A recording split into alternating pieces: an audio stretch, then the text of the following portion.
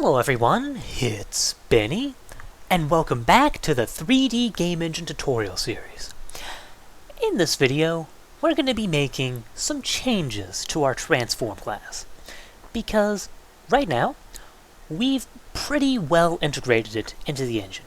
We've got all positioning, all rotation, all scaling done through this class, even in things that really aren't game objects like the lighting and point lights and spotlights and the camera, stuff like that.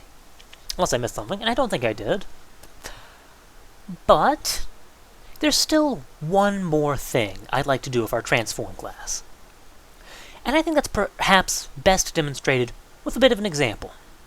So in test game, I copied my indices and vertices, and I've created another mesh. I called it mesh 2 because I'm just that creative. And the only thing different between these is I divided the field width and depth by 10 when I was initializing it. So it should be like a little mini field if I did everything correctly. And down here I went ahead and created new game objects, well actually 2 new game objects with this mesh called test mesh 1 and test mesh 2. And well, there. It's that simple. So now I'm going to go ahead and I'm going to add test mesh 1 to the scene. But first I want to say test mesh 1 dot get transform. Sure. I'll set my X position. You know, I'll just set the position. How about that? to 0, 2, 0. There. Oh, add child. So let's get root. It's gonna add the mesh, and that should draw 2 units above the y-axis. And that should work just fine. If I fly up, hey, look at that! We got our little tiny mini plane up here, which is good. That's just what we're going for. The only thing, of course, is that what are we going to do with our other mini plane? So here's what I'm going to do. I'm going to say test mesh 2. I'm going to get the transform, get the position, and set it to, you know what? Let's set it to just 5 on the z-axis. But I'm not going to add test mesh 2 to the root object. I'm going to add to test mesh 1 test mesh 2. So test mesh 2 is going to be a child of test mesh 1. And now let's see what happens. Well, it's almost working.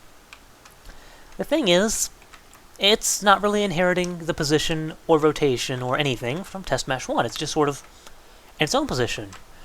And really, there's not that much point to having this big giant hierarchy of things if we can't set positions, translations, scales, all that stuff, well, relative to other objects. So that is what we're going to be changing in this video. By the end of this video, hopefully, we're going to have test mesh 2 on the same level as test mesh 1. So here's how I'm going to do this.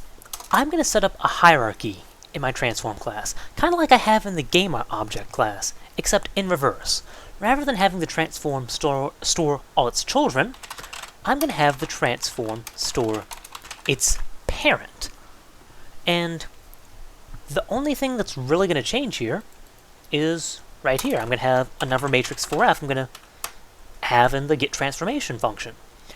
And it's going to be called parent matrix, which is going to equal new matrix 4f dot net identity, sure.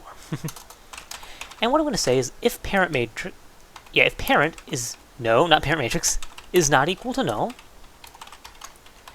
In fact, yeah. I'll just have if else thing to set it up because I don't want to waste initializing if I don't know, I'm picky like that.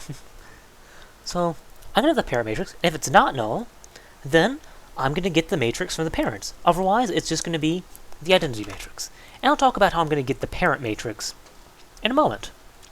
Well, actually, it's going to be very easy, but you'll see. And just here, I'm going to take the parent matrix and multiply it by all this. And it will be initialized, don't worry. Here, parent matrix is just going to equal parent.getTransformation. So there, that's how we're going to get the parent matrix. every time we get transformation for an object, we're going to walk all the way up, all the way up the hierarchy, calculating the position, rotation, scale of everything, until we reach somewhere where the parent is null. Where it's null, we're just going to set it to the identity, and then we can return to the big, gigantic hierarchy. This is a very Schleimel the Painter way to do things. We are not going to be sticking with this method, needless to say, because this is going to get extraordinarily inefficient in deep hierarchies. But for now, this is going to work out just fine. But of course, we haven't set the parent to anything. How are we going to do anything with that? Well, what I'm going to do is I'm going to have some public void set parent in the transform class, which is going to take in some transform parent. And I'm going to say this dot parent equals parent. There. And just like that, the only challenge now is actually setting it. So in the GameObject class, every time I add a child, I'm going to say child.getTransform.setParent transform. There. Should be... Actually, I think it is. I think it will be that simple, just to set up the transform hierarchy. So, just by running at this point, we should... Yeah, look at that! Our transforms are parented. This is now showing up at the exact same level. And this can create some very interesting things. For instance, if I say test mesh 1, get transform, get rotation, set rotation to a new quaternion. I guess. You know what? Yeah, that is bothering me. I'm going to probably change this to just having axis and angle as in... Yeah, let's do that right now, actually. While I'm not breaking anything by doing it. I'm going to just get rid of the init rotation method. I'm going to make it one of the I'm just going to make the init rotation one of the constructors. So, yeah, because that's really... Unless I really do end up with another function that takes in a vector 3f and an f float, which I don't think I will, this should be just fine. And it shouldn't take up such a ridiculous amount of code to do so. There. And this is going to do exact same thing. Whoop. What? No. I don't know what that was, but no. I don't want any part of it. Oh, no. There we go. And I just need to get rid of the return this after I delete that. And let's build and see where there's errors. I know, I'm getting distracted here, but don't worry. Okay. Here, I can get rid of this. And just make it like this. Oh, is that the only place? Oh! No, okay, no, didn't think so. Yeah, no init rotation here. Just taking the parameters directly. Like a good constructor should. And with that, I should get the exact same result, except... Well... Yeah. Okay, now what I want to show off, now that I'm not distracted anymore. What I want to do is I want to set the rotation to a new quaternion of a new vector 3f, which I'll rotate around the y-axis, sure. I like rotating around the y-axis. It's a fun axis to rotate around. And I'm going to rotate by... You know what, I'm not even going to bother. I'm just going to say 0.4 in radians, whatever angle that is. You'll see what I want to show off. Yeah, look at this. If I rotate it, the whole thing is set relative... Yeah, the whole object's position is relative to the other object's position. So, just by that, it's really that simple. If I move 2 to the right, it's going to be moving 2 to the right relative to the object. So it takes rotation into account. That's what I'm trying to say here. I'm excited, okay? Don't judge me. But whoops. But, of course, this is still a Schleimel the Painter way of doing things, so let's fix this. What I want to do is I want to have some private matrix 4f I'll call parent matrix.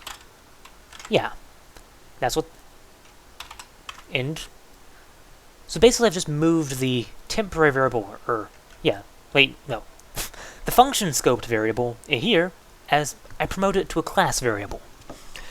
And the reason why is because if the parent transformation doesn't need updating, then I'm not gonna bother. I'm just not even gonna bother. So, in fact, I can also move this into the constructor. Aha! So I don't even need that else clause. So I can just do it just like this. If it's not equal to null, then its parent.gets transformation. And this should do exactly the same thing, except now it's a class variable. No big deal. Yeah, just like I thought.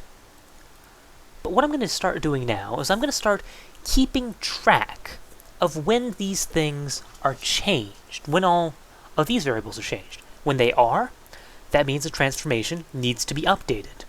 And that, my friends, is how this is going to work. Now, there's a lot of ways you can do this, but the way I'm going to do this is I'm just going to keep track of a second set of positions, rotations, and scales called old pass, old rot, and old scale. And what I'm going to do is I'm going to compare my current position, rotation, and scale to my old position, rotation, and scale. If they're all the same, then I haven't changed, and everything's good in the world. So let's go ahead and create the function that allows us to do that. It's going to be public boolean has changed. So this will return true if position, rotation, and scale are not equal. But first I need to make sure position, rotation, and scale actually exist. So first off, if old pass is equal to null, that's the first check I'm going to perform. And if old pass is null, what I'm going to do is I'm just going to initialize everything. So that equals a new vector 3f of... Oh, do I have a... I don't have a default constructor. Okay. Old rod is going to be a new quaternion of 0, 0, 0, 0. I'm actually just going to set it to nothing because... Well... Because, really. And old scale, I'm going to say that's equal to a new vector 3f of 0, 0, 0. Oh yeah, I'm not setting these to the same as in my constructor, just so that this will sort of pick up that they're different the first time around. But what I'm going to do here, the way I'm going to implement this method, after I do have everything initialized like this, is I'm going to have a boolean result, which is going to start equal to false. And here, if old pass is null, that means we have nothing before, so the result is obviously going to be true. Do I actually need a result like this? In fact, I think I can just say return true here. I can just early out. So, never mind, let's try this, let's see what happens. And at the end, I'm just going to return false, if nothing changed. So the way I'm going to do this, really, is I'm going to say if pass is dot equals old pass. Well, rather, if pass is not equal to old pass, and if that's the case, then I'm going to return true, we've changed. And I'm going to do the same sort of check. I don't know about that.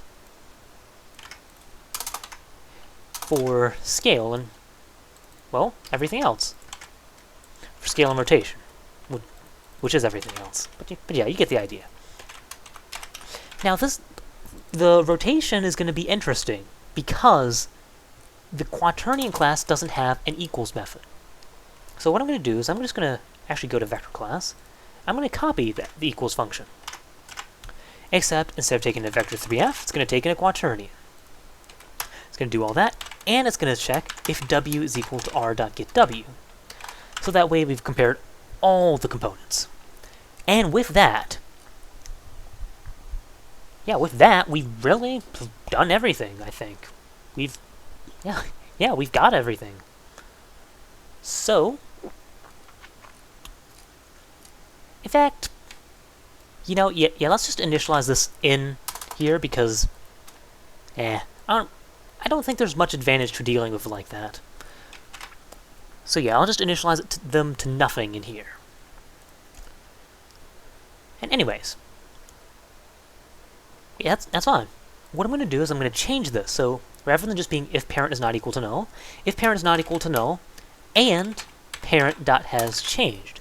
So we're only going to get the parent's transformation if the parent has changed.